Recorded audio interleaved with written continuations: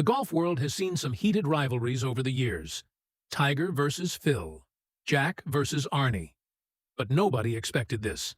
Matt Fitzpatrick, the cool Englishman who rarely says anything controversial, just lit a match that could burn down the entire PGA Tour locker room.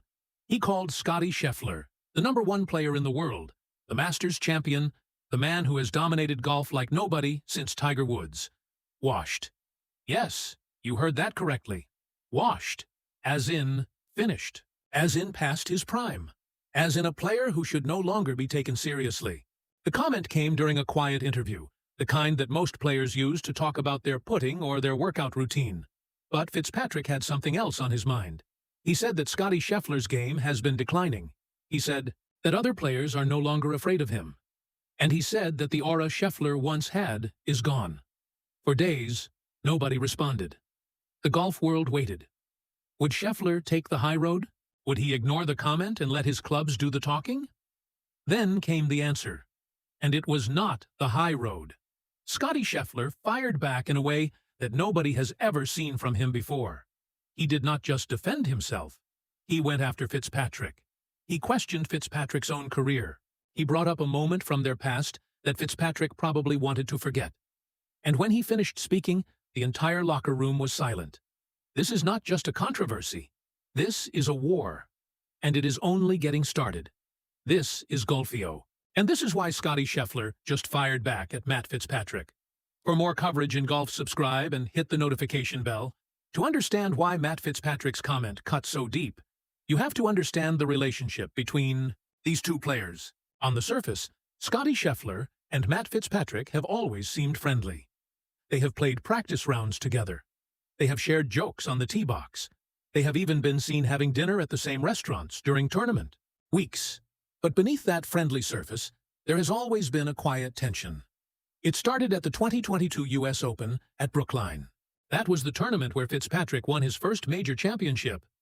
And the person he beat? Scottie Scheffler. It was not a dramatic final round.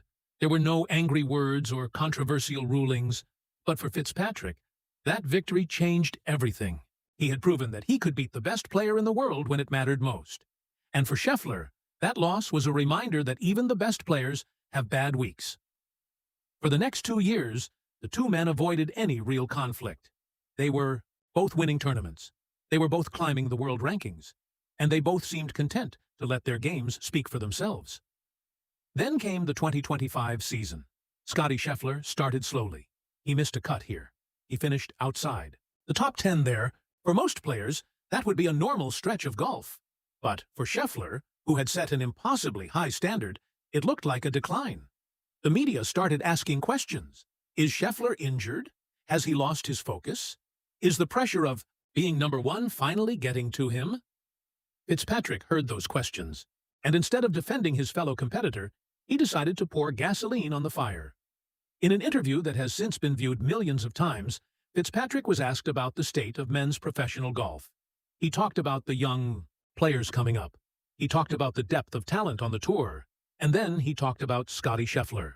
He said, and I quote, "I think people are starting to realize that Scottie is not the same player he was 2 years ago. The fear factor is gone. Honestly, he looks a little washed."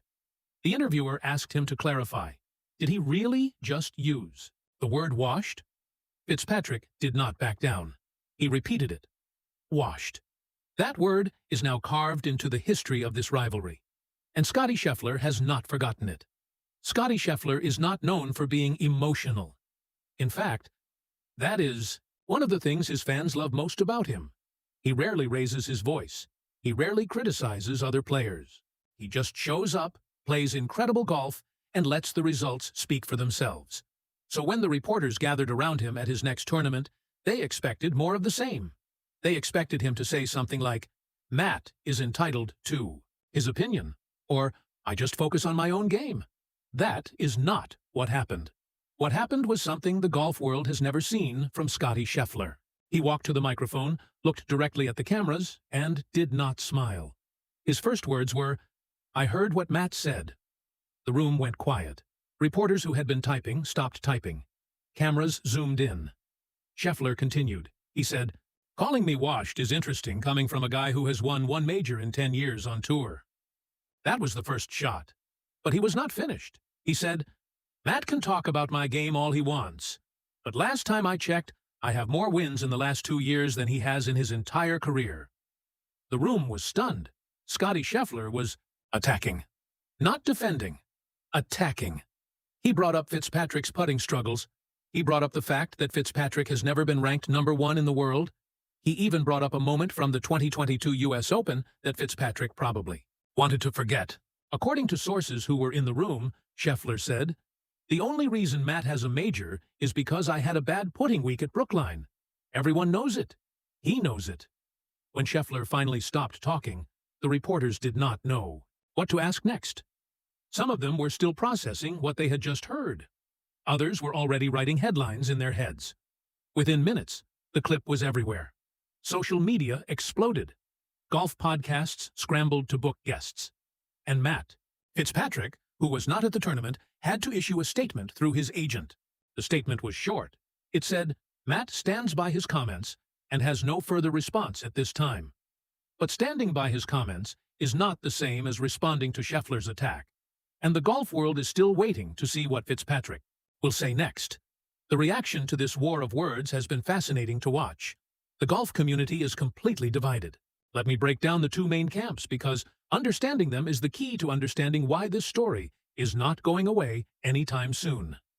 First, the camp that supports Matt Fitzpatrick. These people argue that Fitzpatrick was simply stating an opinion that many others were thinking. They point to Scheffler's statistics over the past 12 months. His strokes gained putting has dropped significantly. His win percentage is down. And his performance in the biggest moments has not been what it once was. From this perspective, Fitzpatrick was not being cruel. He was being honest. And honesty, even when it hurts, is not something to apologize for. Supporters also argue that Scheffler's response proved Fitzpatrick's point. A player who is confident in his game does not explode like that. A player who knows he is still the best does not need to attack another player's career. Scheffler's rage, they say, looked like insecurity. And insecurity is exactly what you would expect from someone who is worried that his best days are behind him. That is one side of the argument. Now, let me give you the other side. The camp that supports Scottie Scheffler argues that Fitzpatrick crossed a line. There is a difference between saying a player is struggling and saying a player is washed. Washed is a word that ends careers. Washed is a word that follows players into retirement. Washed is not constructive criticism. It is an insult. And insults, especially from a fellow competitor, deserve a response. Supporters also point out that Scheffler's statistics, while down from his peak, are still better than almost everyone else on tour. He is still ranked #1 in the world. He is still winning tournaments. He is still the player that everyone else is trying to catch. From this perspective, Fitzpatrick's comment was not honest. It was jealous, and Scheffler was right to call him out. There is a third group in this debate as well. This group does not care who is right or wrong. They just want to watch the drama unfold. For them, this controversy is the best thing to happen to professional golf in years. The sport has been criticized for being too polite, too boring, and too afraid of conflict. Now, they have two of the best players in the world publicly feuding. And that feud is bringing in viewers who would never normally watch a Tuesday press conference. Whether you support Fitzpatrick or Scheffler, one thing is clear. This story is not over. And the next chapter could be even more explosive than the first. So, what happens next? The answer to that question depends on several factors, but I have identified 3 possible scenarios, and each one would change the dynamics of professional golf in a different way. Scenario number 1. They settle it on the course. This is what most fans want to see. Scheffler and Fitzpatrick get paired together in the final round of a major championship. The cameras follow every shot. The announcers talk about nothing else. And the two players let their golf clubs do the talking. In this scenario, whoever plays better wins the argument. If Scheffler beats Fitzpatrick, his response is validated. If Fitzpatrick beats Scheffler, his original comment looks prophetic. This is the cleanest possible resolution. But it is also the least likely. The PGA Tour does not control the pairing process. And even if they tried to put Scheffler and Fitzpatrick together, there is no guarantee that both players would make the cut. Scenario number 2. The feud escalates. In this scenario, Fitzpatrick responds to Scheffler's attack. He gives another interview. He doubles down on his original comment. He might even bring up new criticisms that he has not shared publicly before. Scheffler, in turn, responds again. The back and forth continues. Other players are asked to pick sides. The locker room divides into factions, and the media coverage becomes relentless. This scenario would be great for ratings, but it would be terrible for the sport. Golf has always prided itself on being a gentleman's game. A prolonged public feud would damage that reputation. Scenario number 3. They make up. In this scenario, someone intervenes. Maybe a veteran player like Tiger Woods or Rory McIlroy calls them both and tells them to knock it off. Maybe the tour itself encourages them to resolve their differences privately.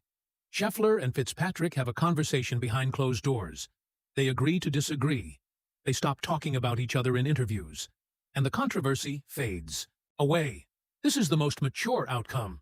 But it is also the most boring. And in the age of social media, boring does not get views.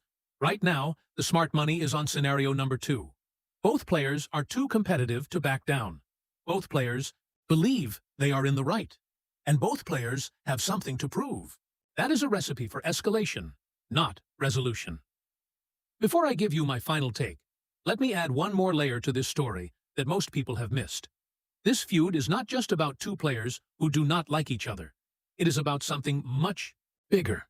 It is about the changing of the guard in professional golf. For the past 3 years, Scottie Scheffler has been the undisputed king of the sport. He won majors. He dominated the world rankings. He made everyone else look like they were playing a different game. But the king is tired. The pressure of being number 1 is exhausting. Every tournament, every round, every shot is scrutinized. And when you finally slip, even a little bit, everyone notices. Matt Fitzpatrick saw that slip. And instead of pretending it was not happening, he said it out loud. That took courage. But it also took something else. It took ambition. Fitzpatrick believes he can be the next king. He believes he has the game to take Scheffler's throne. And he is willing to say whatever it takes to make that happen. So when you watch this feud unfold, do not just see two angry golfers. See two competitors fighting for the same crown. See the old king trying to hold on to his power. See the challenger trying to knock him off. That is what makes this story so compelling. It is not about words. It is about legacy. My final take is this. Matt Fitzpatrick should not have used the word washed. It was disrespectful. And it was inaccurate. Scottie Scheffler is still one of the best players in the world, but Scheffler should not have responded the way he did. He should have let his game do the talking. Instead, he gave Fitzpatrick exactly what he wanted. Attention. Now, both players are trapped in a cycle of escalation that neither of them can easily escape. The only way out is to play great golf, and that is exactly what both of them will try to do. This is Golfio. If you made it to the end of this video, you care about the future of professional golf. Subscribe to this channel for more deep dives into the stories that actually matter, and leave a comment below. Who is in the wrong here, Scheffler or Fitzpatrick? I will see you in the next video. For more coverage in golf, subscribe and hit the notification bell.